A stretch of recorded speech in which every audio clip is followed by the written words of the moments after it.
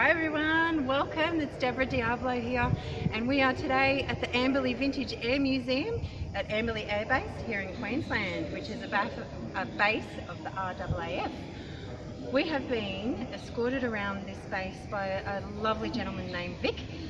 He is an ex-serving member of the RAAF, and so unfortunately we haven't been able to have him on camera. It's a bit like that Oral-B commercial.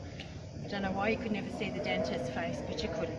And we couldn't have Vic on camera either, but he has been awesome. He's taken us around, showed us everything and imparted his awesome knowledge with us. So we're going to have a walk around. I will share with you some of the things that he has talked to us about. Let's get in here, check it out. This is the first hangar. The different hangars here at the airbase are set up in fast jets, vintage, etc, etc.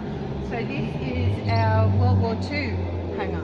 So if we go on in, you'll see this first magnificent thing here. Look at that, what a thing of art that is. This is the Lockheed Electra, pre-Second World War, but was used during the Second World War.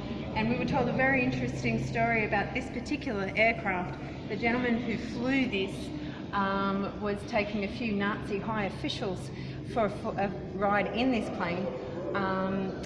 Just a nice little joyride around. Unbeknownst to them, he was actually using it as a reconnaissance plane and taking photographs secretly and surreptitiously as they were flying around.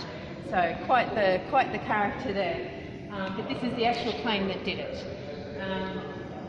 Look at it. I don't even know what to say about it. It's absolutely stunning. I really wish I could hear those engines turning. They themselves are a thing of beauty. Look at that. It's just a work of art. Transport really is all. When you look through the windows on the side, which we'll walk around and do eventually, all of the fittings in the plane are actually really cool Art Deco styling.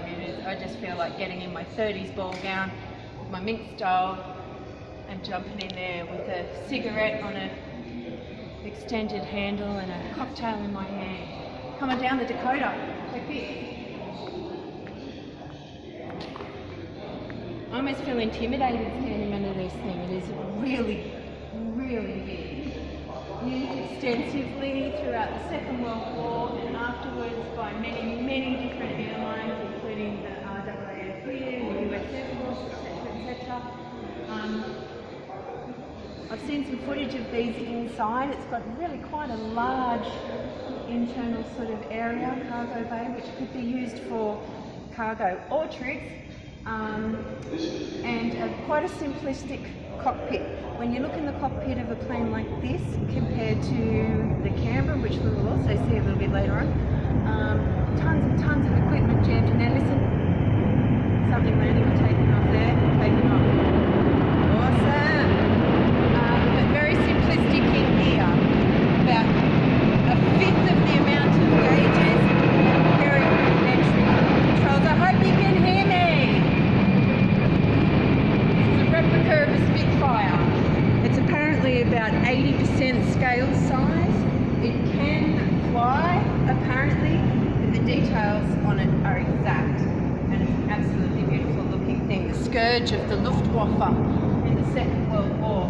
In fact, a lot of the Luftwaffe pilots, when asked by Goering what it is that they needed to be successful, they said, give us half a dozen Spitfires. That's this plane here. Knocked them out of the skies in the Battle of Britain. Absolutely wonderful. And of course, with the growly teeth, you've got to have the growly scary teeth on the front there too. Legendary plane, that one. This one here, I've never seen or heard of this one before. Sorry, there you are. It's called the Boomerang, and it was essentially a medium bomber, it was explained, but they did use it for reconnaissance, taking photos, and dropping equipment to forward troops, I believe. But it's a gorgeous thing.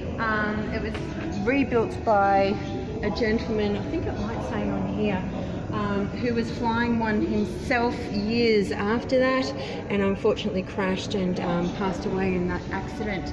But his grandson, apparently, with the exact same name, is part of the RAF and learning to fly as a fighter plane right now, which is really cool. This is cool. I love how all the old planes always have their call signs and their little symbols on there, so that's really cool. Grim Reaper's got a machine gun. Oh, it's all a bit full on, that one. Let's go on through to the next hangar, check out what's in there. Come on.